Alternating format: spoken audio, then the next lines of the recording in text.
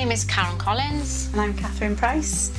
We're two of the surgical nurse practitioners here at the Royal Gwent Hospital.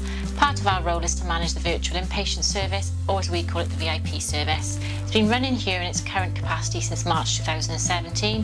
However, up at Neville Hall Hospital, it's been running successfully for the last 10 years. So once a patient has been admitted via the emergency surgical take and seen by a senior doctor, and they're deemed well enough to go home, we can let them go home and continue their investigations as a virtual inpatient. It means they can recover in their own home. Radiological investigations can be performed typically in 1 to 2 days.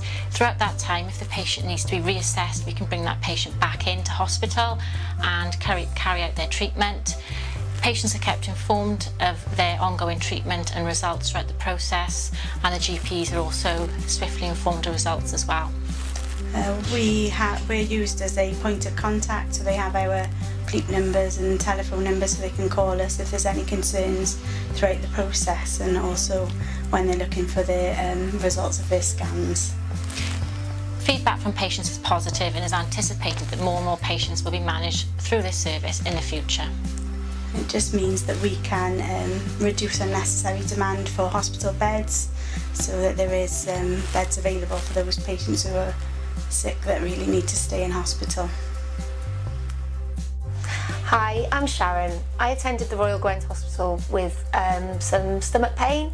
I was lucky enough to be able to go home, so I did go home that day and classed as a VIP patient. So following that, this meant that I had contact with the nurses who I could contact any time within that week while I was waiting for my scan.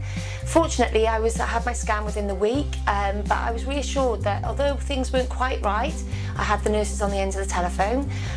Following the scan, within 48 hours, one of the nurses contacted me, reassured me that everything was okay and that I could carry on as normal, but any further problems, don't hesitate to go back to my GP. It was an excellent service and I couldn't fault it.